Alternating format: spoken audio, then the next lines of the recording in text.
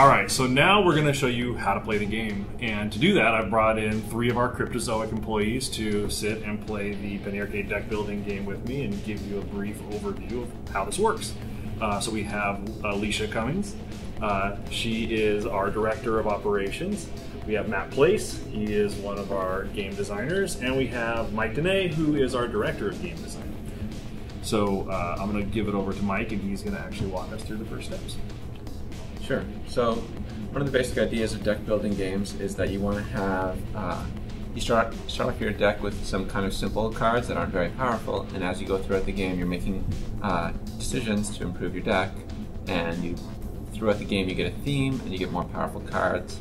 Then at the end of the game you score your victory points based on what cards you bought and how many bosses you defeated. First step in playing the game is you deciding your hero. In the Penny Arcade deck building game, the way you decide your heroes, everybody's dealt 2 heroes at random. Corey's going to deal them out. I'll go ahead and deal these out. There you go. Sir. There you go. And there you go. And we're going to choose one of the heroes to use. Choose Gabe. I'll be Rex ready. Tycho. And I'm Catsby. Alright. Catsby's fun. I love Catsby. So because she's playing Catsby, she starts with Twist in her deck. And what does Twist do? Twist is pretty cool. It lets you copy one of the other cards you play that turn. So early on, it's one of the earlier cards, one of the weaker cards. Later on, it can be one of the most powerful cards. So it gets better as you go. Very cool. And so I get a card too. I'm playing Rex Ready, and I get License to Kill. So I may delete a card from my hand if you do draw a card. That's awesome, and we'll explain why that's awesome very shortly. Alright, so then it also says on our heroes what our starting decks are. So we get a certain number of quarters and cardboard tubes depending on the theme of the hero. I'm playing Gabe. He starts with more quarters because he's got more of a token theme. Right, I'm the reverse. I'm Tycho, which is more tube theme, gets more 6 power. quarters, 5 tubes.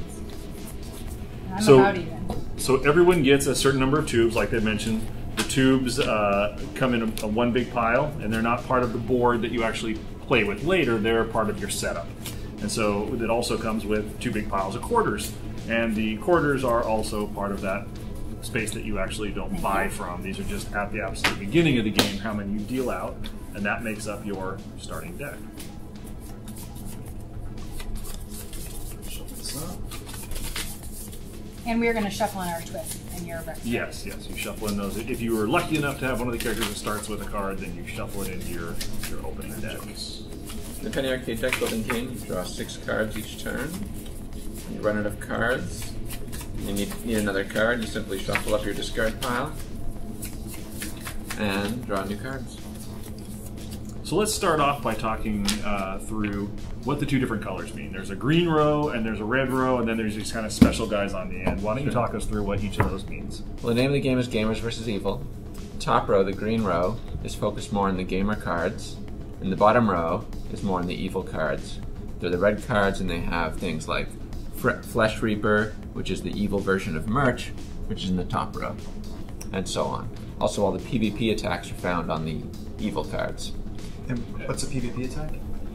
Great question, Matt. A PvP attack is an attack on other players, basically something that attacks their cards in hand, or something like that, and they can block it with PvP defenses. Baby Ninja is an example of a PvP defense. If somebody attacks you, you can just discard your Baby Ninja and block it and draw a card. So one of the things I notice is that and I'm noticing it because we're talking about how to play.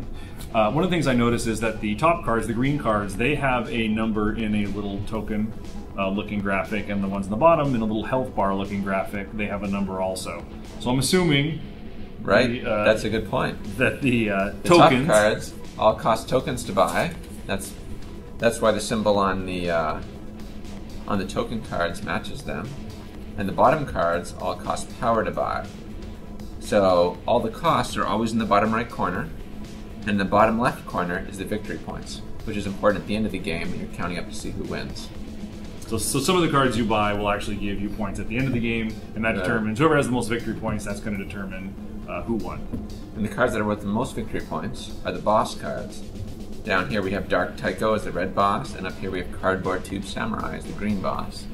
And the cool thing about the bosses is whenever you purchase one, for example, this one costs 8 tokens, you get a random card from underneath him, and that card could do tons of crazy, weird things. They're all different. Each one's unique and random. And the price of the bosses goes up as the game progresses. So it starts off costing 8. After 4 are purchased, it goes up to 10. And then the final boss is 13, and when he's purchased, the game ends, and you count up your victory points. Same is true for the red boss. So one of the great things to point out about that mechanic is that deck building games are all about balance. Like, how do you make the experience ramp just right so that everyone has a fighting chance at the beginning and that everyone's sort of keeping at the same power level so no one sort of runs away with the game. But one of the fun things about the boss loot concept is that when you beat these guys and get these cards, they can be incredibly powerful, incredibly strange effects. And because there's only one of them in the game, it doesn't break the game. So it gave us a lot of space to come up with some really interesting mechanics. And I don't think you see that in really any of the other deck building games out there, if I'm not mistaken. Sure. Yeah, so I think that's one of the things I like most about this product. Yeah, it also gives you some more replayability. This, along with the heroes, you have a lot of different games that you do different things, new boss fights, new heroes. It's a fun experience each time. It's awesome. It's awesome.